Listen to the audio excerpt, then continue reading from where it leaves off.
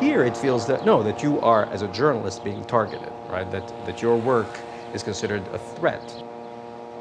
I asked him, where's Amal? They said, Amal gone. There's no Amal.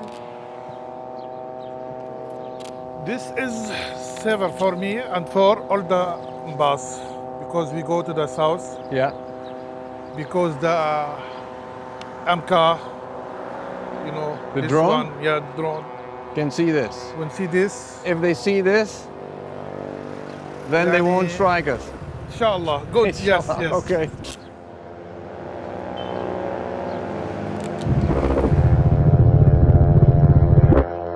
Three more Lebanese journalists have been killed. They were returning from filming an early morning news story. Israeli shelling along the border with Lebanon has killed one journalist and On Wednesday, Amal was killed by an Israeli strike. She and freelance photographer Zainab Faraj were out covering the story.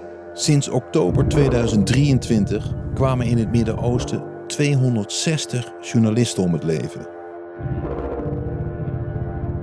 16 van hen in Libanon.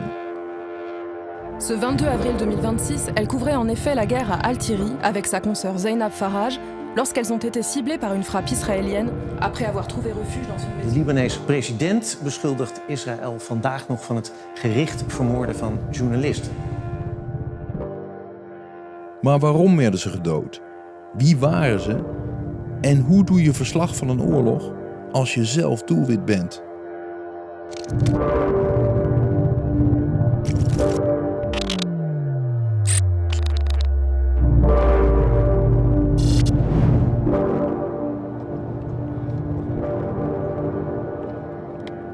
We verlaten de hoofdstad Beirut om af te zakken naar het verre zuiden van Libanon. In de schaduw van de oorlog tussen Iran en de Verenigde Staten voltrekt zich hier een strijd die veel minder aandacht krijgt.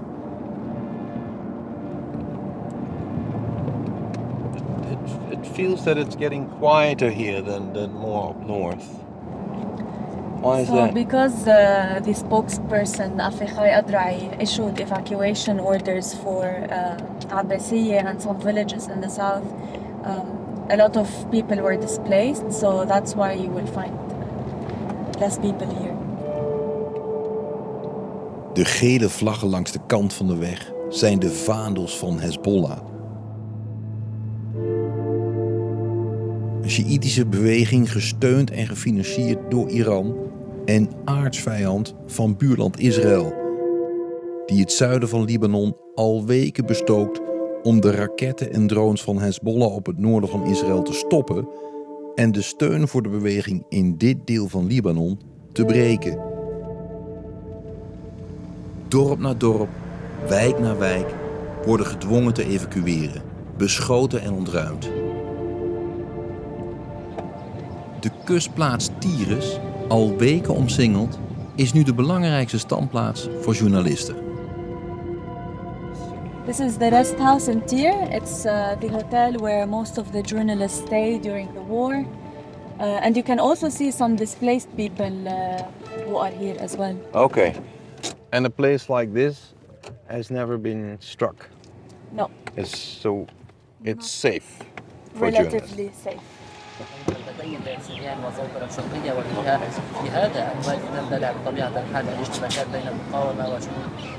Bizarre plek. Hier zitten dus alle frontlinieverslaggevers van 24-uurskanalen. En dan moet je hier kijken. Gewoon een prachtige stranddag op het strand van Libanon. En de Libanezen nemen het er goed van. Beachvolleybal, een beetje pingpongen.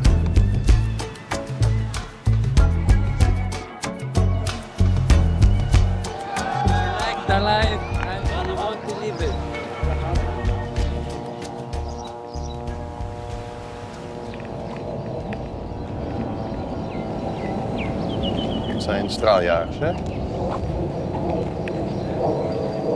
You think it's a good idea to go for a swim today? Yeah, of course. Of course? Yeah. But is it Is it you hear? Look. Look. You hear? It's very close. You hear this? Yeah. Vous aimez bien nager? Oui. Oui? Oui. Mais c'est pas dangereux aujourd'hui? N'est pas naissant. Non? Pour moi, ça ne fait rien. La vie et la mort seulement. Vraiment? Je n'ai pas, oui, n'est pas dangereux. Et ça veut dire c'est très important pour vous de nager s'il y a une guerre ou non? Chaque jour. Chaque jour, je ménage ici, dans la mer, oui. En hiver, en printemps, en été, tous les jours. Ah oui? Oui. ونحن تعودنا على الحال من سنة 48 وكل ظنوا انه نحن نترك هالبلاد، نحن ما نتركها. هيدا الصخر تحت رجلي بيغادر قبل ما انا غادر. وهذا البحر اللي انا بسبح فيه بينشف قبل ما انا فل من هون. احنا متجدرين بالارض مثل الشجر، مثل الحجر.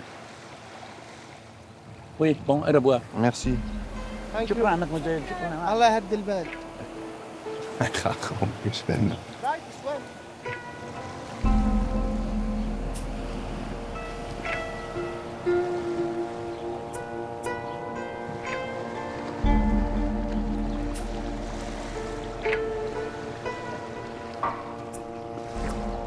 De Israëlische drone hangt dreigend boven ons. Zo laag dat we hem nu wel kunnen zien. Ik kijk naar de collega's die verslag doen van de beschietingen. As we speak, we're hearing another explosion, and this is something that continues to happen over and over again. De journalist met kogelwerend vest en helm.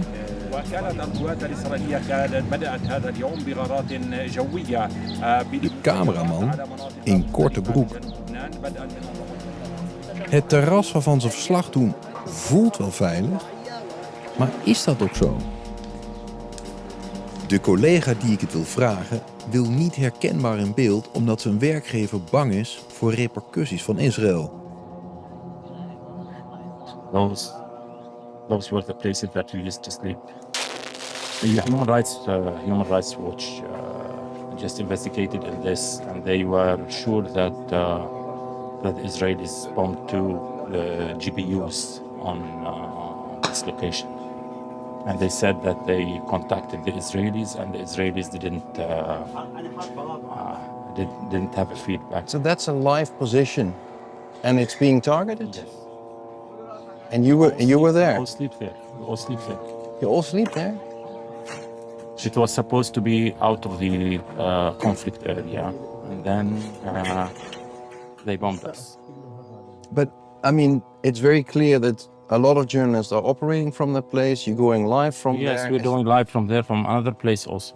And still, you were striked. Yes. Yes. And your colleagues, how many colleagues died? Three of them. From Al Mayadeen, one from Al Manar. I have also there. And when was this? I don't want to show you. Look at this. Why don't you want? Please, because it's a graphic picture. Look, pieces. Look at this. This is the SNG. The SNG. That's the car. Yes, that's for the connection. Ili, our colleague from Algeria, was there. That's a little bit close, guys. What's that? Is that leaving? It's MK? No, they shot air defense missile. Maybe Hezbollah. Okay, but are we not a little bit too close then? امبارح طلع واحد هيك صاروخ ارض جو.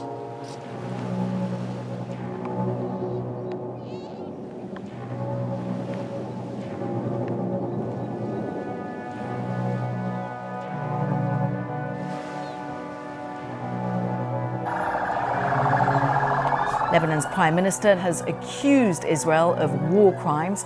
This comes after another Lebanese journalist was killed in the south of the country. Amal Khalil. Today saw the funeral of Amal Khalil, a well-known Lebanese journalist covering southern Lebanon. Eind april komt de Libanese journaliste Amal Khalil om het leven na een Israëlische raketaanval in het diepe zuiden van Libanon. Er is slechts één getuige. Een 20-jarige fotografe die nu herstelt in een ziekenhuis in Beirut. tomorrow you're going to have surgery. Yes. Okay, and what are they going to do? It's damaged here. Then here كمان في العظم inside my eye because I like everything is blurred like that. Everything is blurred. I can't see great. What story were you going to do together? First, Amal contacted me. She said that she want to make a video. بقينا عم نمشي بالسيارة few meters. Then I saw the Ali and Muhammad's car عم تفجر. Amal called the Lebanese army, the UN, الإسعاف. كتير حكيت كتير عالم. No one. The only answer was the Israel ما عم تقبل Lebanese army to get us from there. We stay there from 2:30 to 3:30. In 3:30 فجروا سيارة أمال. The car of أمال مش كيف يقولوا هي. Yes, gutted the car of أمال. أمال came, hugged me to protect me from the car. From the fire? Yes, from the fire. So there's a burning car behind Amal. Yes. She's holding you. Yeah. You're trying to make phone calls at the same time, but you're hugging each other. Yes. And she said, don't leave me. Don't left me, Zainab. I said, I'm beside you. And she hugged me. After we get inside in the bathroom, small bathroom, the sound of the drone كانت عم تقرب على وجهنا, move very close to my face. I put my hand on my face. When the drone was so far, I put my hand. When I put my hand, they إنه بعدوا الدرون, make the drone far away.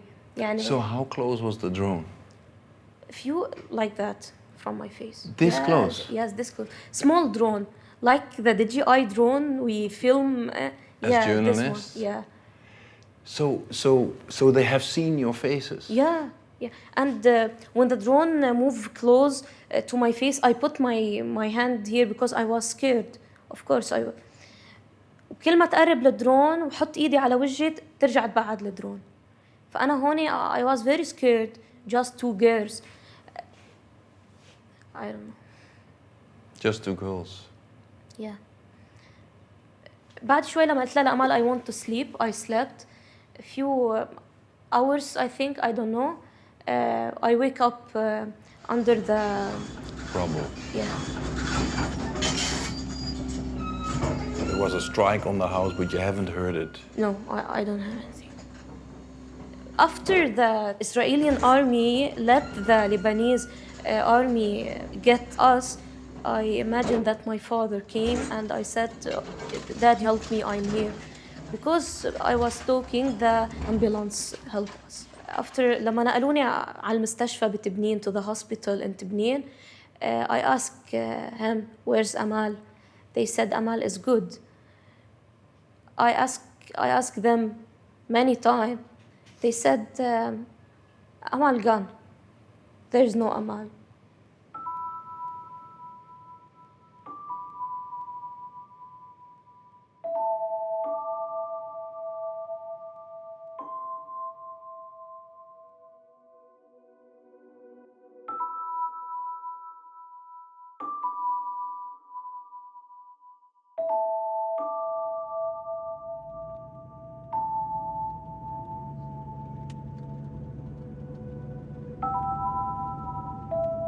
Het ouderlijk huis van Amal Khalil ligt een uur rijden ten zuiden van Beirut.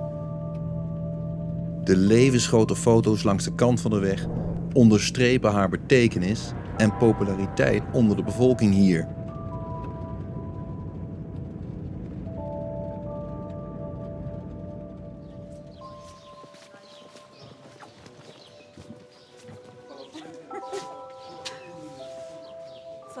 Hello. Hello, it's Zainab. Bram, you're the sister. Yes, I'm sister of mine. Nice to meet you. Yeah. Nice to meet you. How are you doing? Welcome. Thank you. This is our home, Amal's home. Yeah. After her death, we decorated this corner for her. her picture. This is her shoes. That she was wearing? Wearing the last day, yani the day she was targeted. Her vest, she was wearing the day she was targeted, but She had this on. Yes, but they were not able to protect her.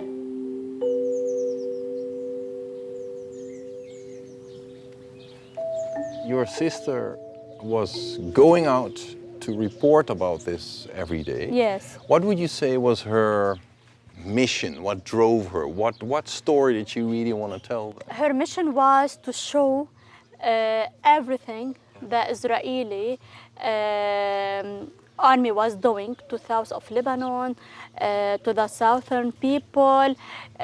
She was passionate about her work.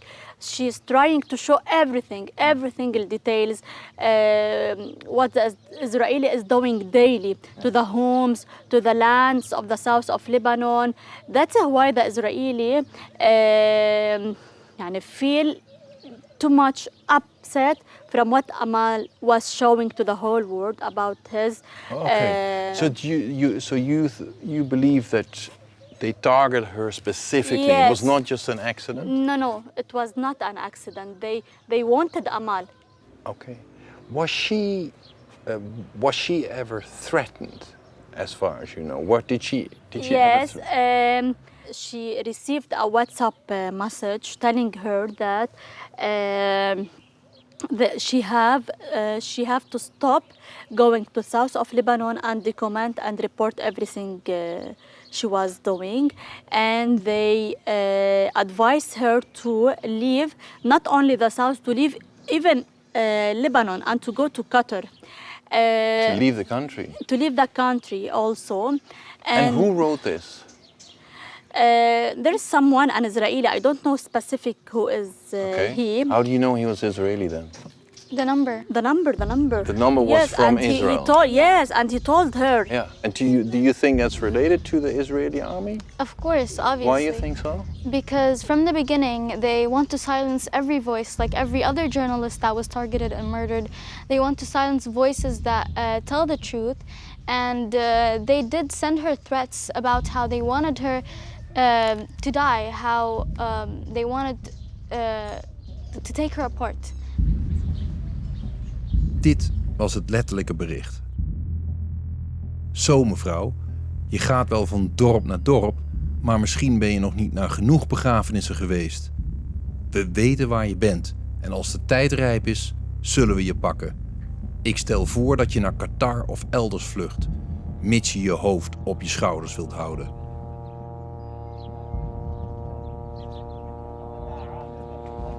From the last war, in about 3 years, we are hearing this sound daily. So now it's normal. It's crazy sometimes. You say that enough. Even our home was threatened. And they told her a personal information that they know everything about her. They know where she is living. Yes. So this home actually, where we are now, yes, is actually on the list. Yes. Een week na dit interview gaf het Israëlische leger opdracht tot ontruiming van heel Basarië, het dorp van Amal's familie.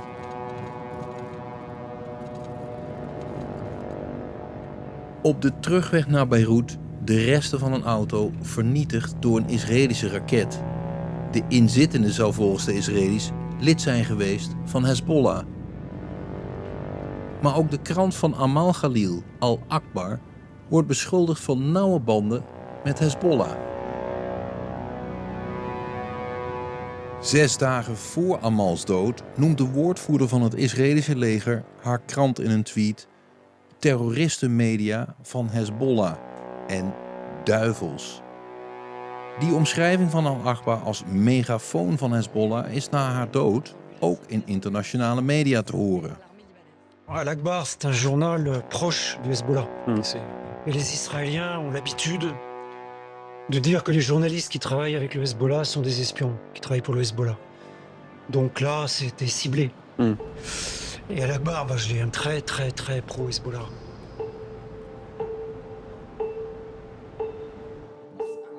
Ik heb afgesproken met de oprichter en columnist van Al Akbar om de standpunten van de krant beter te begrijpen.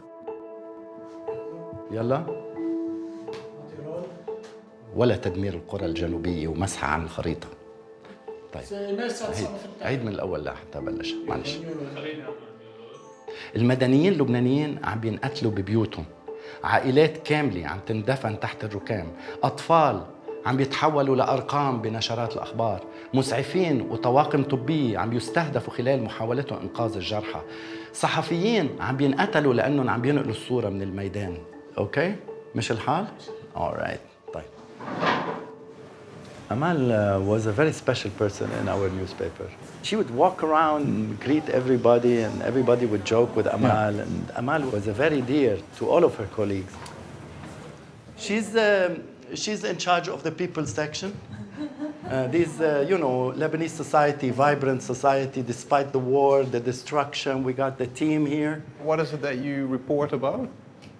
It's basically supposed to be a separate platform from Al Akhbar. This is covering everything that is non-political, everything that has to do with entertainment, sports, fashion, lifestyle.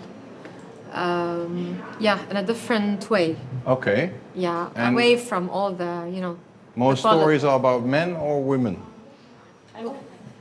Women no, mostly. They're women mostly? Yeah. They're women. They're women-oriented, they're chauvinists, they're against all men. Yeah? No.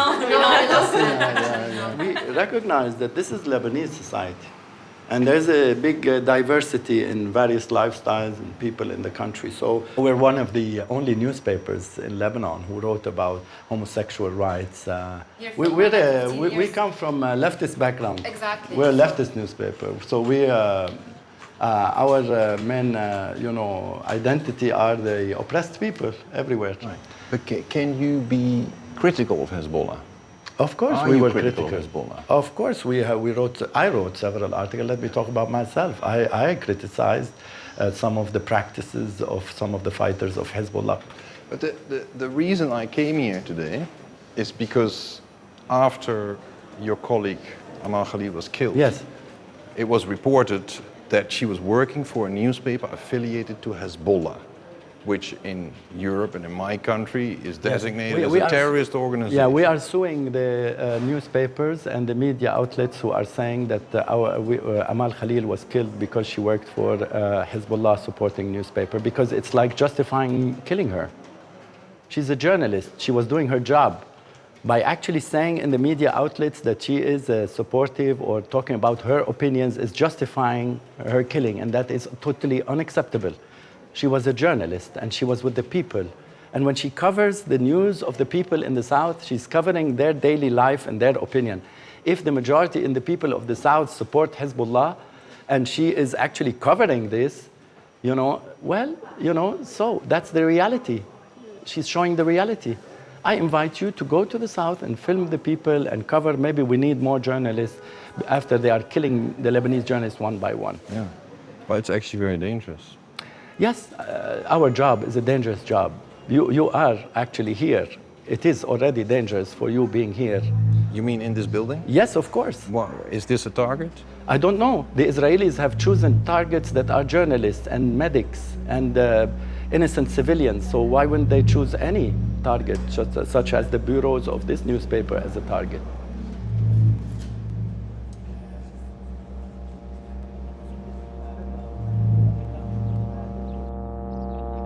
In het zuiden bestookt het Israëlische leger inmiddels de buitenwijken van Tyrus.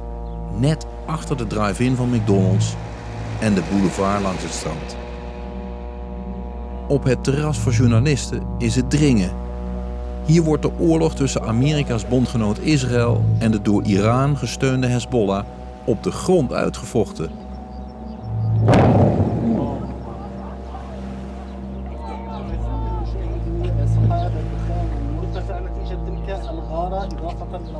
Toch zie ik alleen verslaggevers van Arabisch sprekende kanalen. CNN, they don't have teams all the time here. You know, they were focusing on Iran.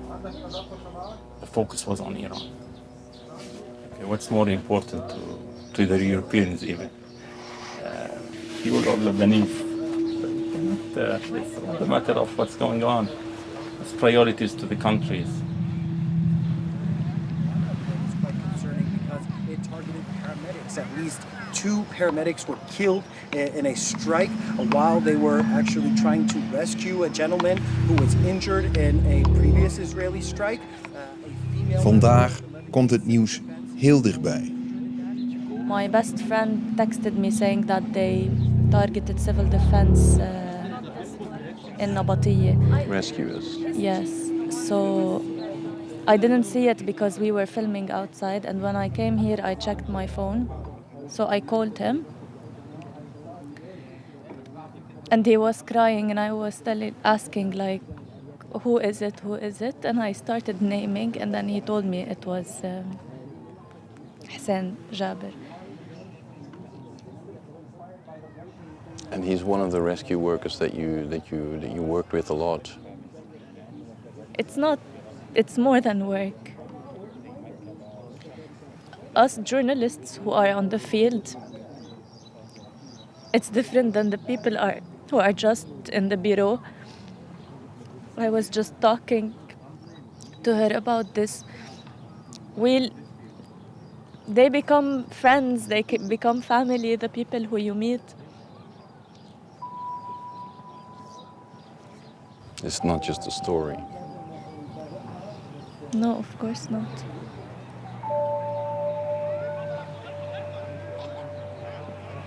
Wie verslag doet van de oorlog in Libanon vertelt nooit alleen een verhaal voor de krant of televisie. De oorlog hier raakt iedereen. In het zuiden, maar ook in de schijnveiligheid van de hoofdstad Beirut.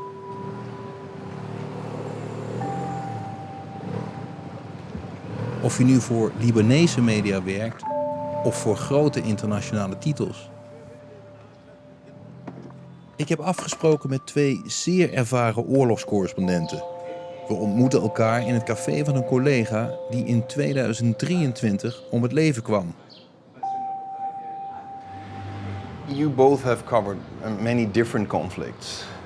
Does it resemble any other conflict the way that this is going now? Here, right, I mean, it's just a different situation entirely in terms of the fact that now, you feel that you are the target, right? Before, in Ukraine, you can argue that, okay, any car that is approaching the front line will be a target. There's still an element of randomness to it. Here, it feels that, no, that you are, as a journalist, being targeted, right? That your work is considered a threat. It is a different feeling, a different attitude.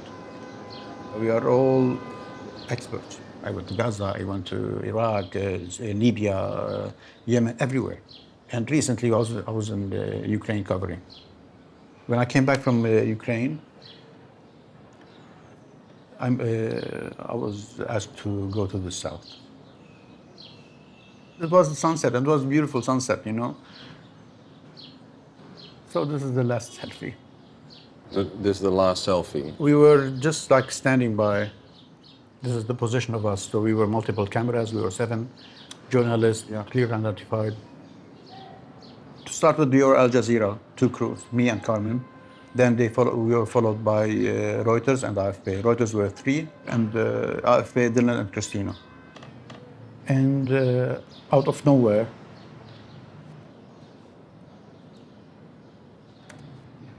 I hate this video.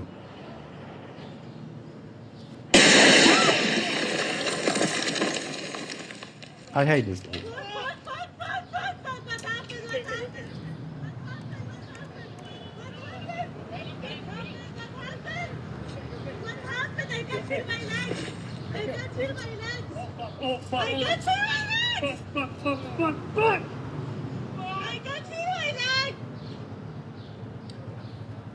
Who is shouting? This is Christina. Now she lost one of her legs. The other one is really bad injured. The moment we saw her, I was really shocked because the way there was like almost nothing left on her legs. When I went to the back of the car, bring the second tourniquet, we were targeted with the second rocket. Like there was 30 seconds in between them.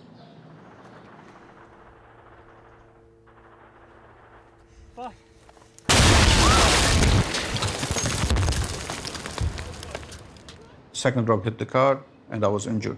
The whole my left side was injured because the rocket was really close to me.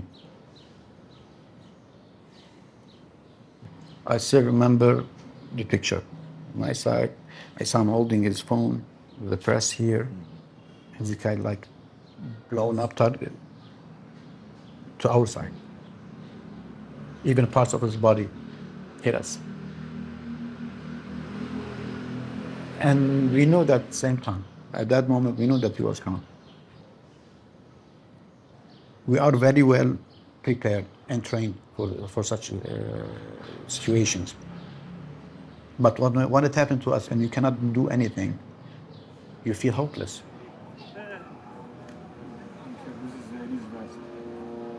Why would 7 international journalists reporting for very renowned media be targeted deliberately? This is the same question we asked the first moment. Why? Why we were targeted? Don't want us to film? Okay. We are professionals. If there are any warning shots, we can understand. We will unpack and we will leave the area. Look, I mean, it is worth noting this happened on the 10th of October 2023. We are now in 2026, and we have seen hundreds of journalists that have since then been targeted, right? So back then, the questions you would ask are different than what you would ask now. Now it's clear that there's a policy involved, right? And the fact is that if you look at the result of that policy, it's clear, right? You have a chilling effect on reporting. I'll tell you an example for myself, right? Obviously, I'm an Arab. I have the certain coloration, right? When I go to areas, right, these days, I will, quite frankly, bring with me a white colleague. Honestly, I hate to say it that way, right? Because I fear that, if I'm just driving around on my own, they're like, okay, well, this is a tasty target and, wow, low risk, right? That's it's awful really to hectic. Yeah, it's awful to say, but this is the way it is, right? I mean, for lack of a better way of saying it, you're basically using a white man as a human shield or a white woman as which is awful to say, and it's awful to think in that calculation, but this has been forced upon us.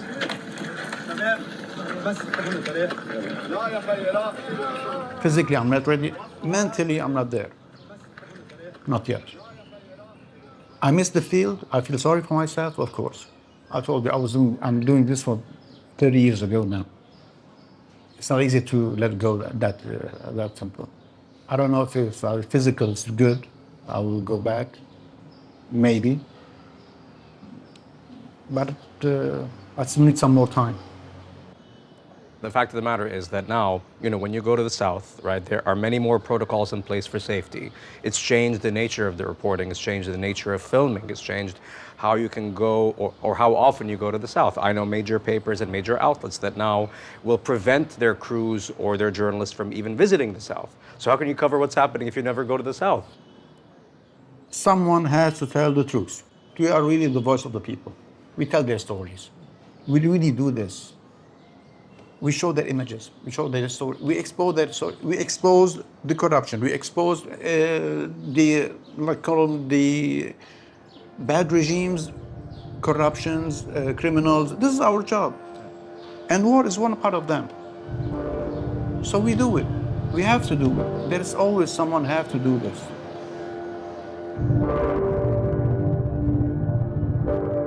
Dat is dus het gevolg van 3 jaar oorlog. In Gaza, in Libanon, zelfs de meest ervaren oorlogscorrespondenten durven niet meer. Als verslaggevers zelf het doelwit zijn geworden, sneuvelt de waarheid als eerste. Wil je op de hoogte blijven? Abonneer je dan op de Frontlinie nieuwsbrief.